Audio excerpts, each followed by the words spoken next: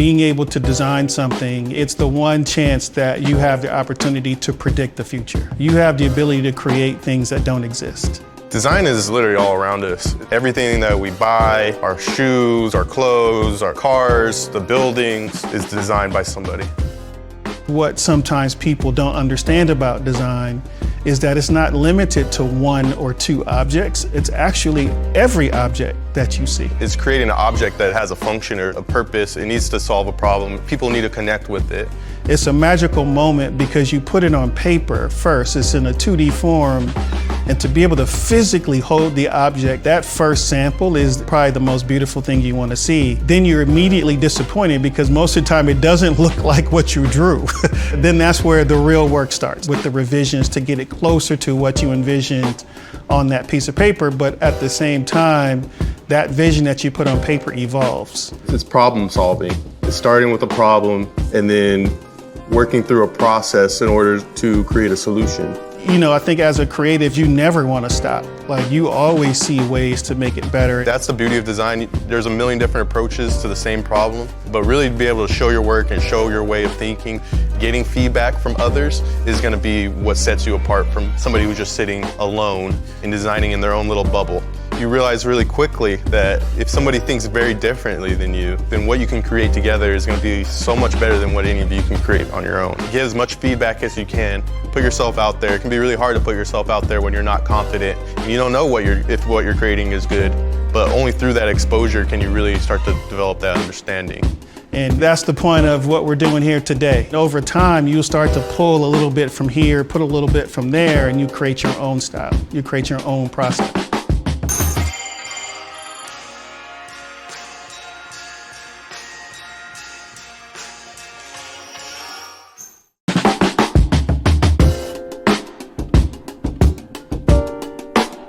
What mind mapping is a brainstorming exercise. It's a way to organize these random thoughts that you have in order to generate a story from that, an idea from that. The mind mapping process. It basically starts here in the center and then it just grows and grows and grows. It allows us to create more storytelling opportunities.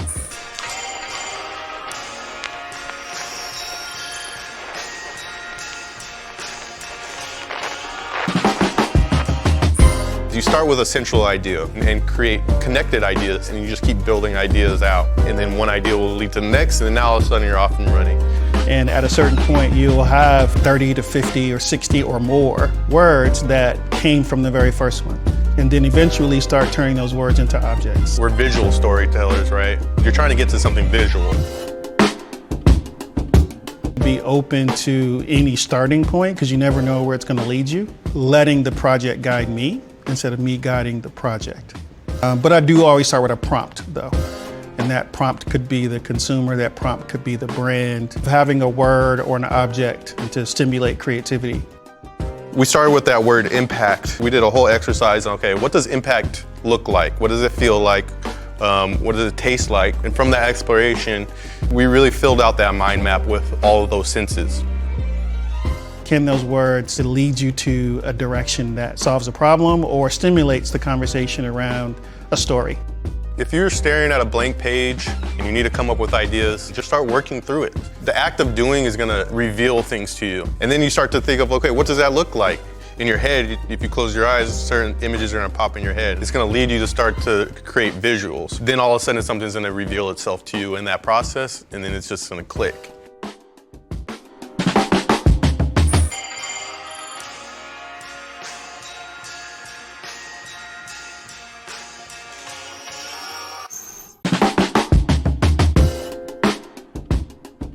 A designer's toolbox varies by designer. What can you make with what you have access to? So you can pick and pull visuals that are coming out through that mind map. As you start to look for colors and materials and different design elements that might help round out your toolbox.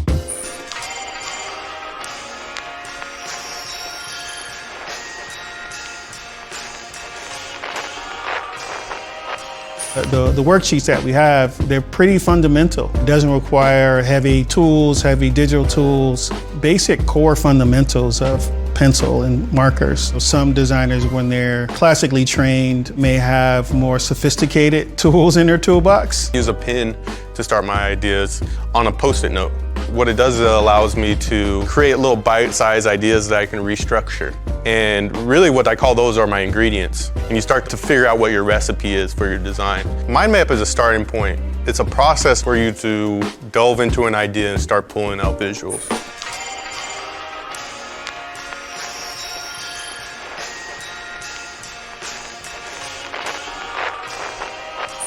Part of the creativity of being a designer is being able to design your way out of a box. There's something to the ability to have constraints and see what you can do with those constraints. Your brain is your #1 tool.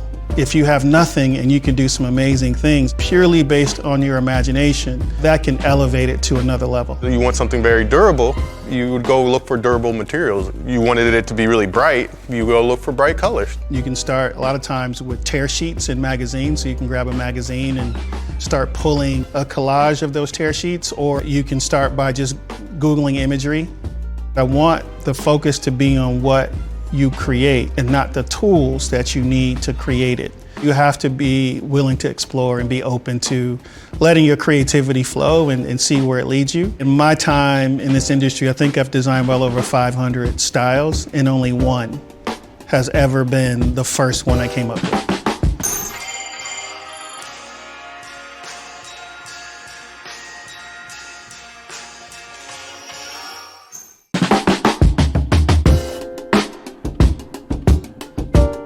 The Capsule Collection is anywhere from 3 to 6 pieces. It's a little bit more intimate. You'll create a singular theme, you'll create a singular color story and color palette, individual pieces that you can mix and match, creating a full outfit.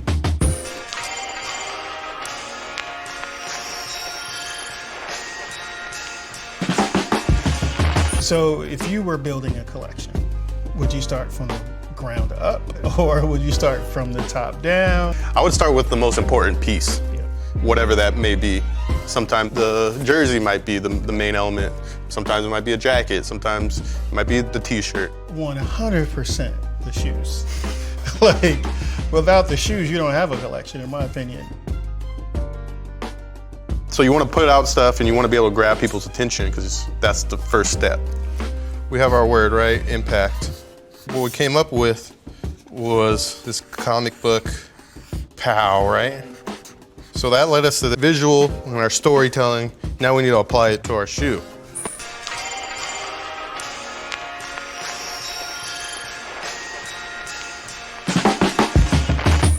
Now we got this starburst that's creating the whole graphic, right?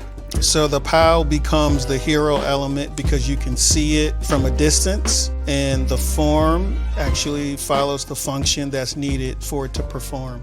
The beauty of this, though, is you see where it came from, though. So it came from this word of impact. Share it, and then do it again thousands of more times. Yes. You just don't know the possibilities of what creativity can do for you.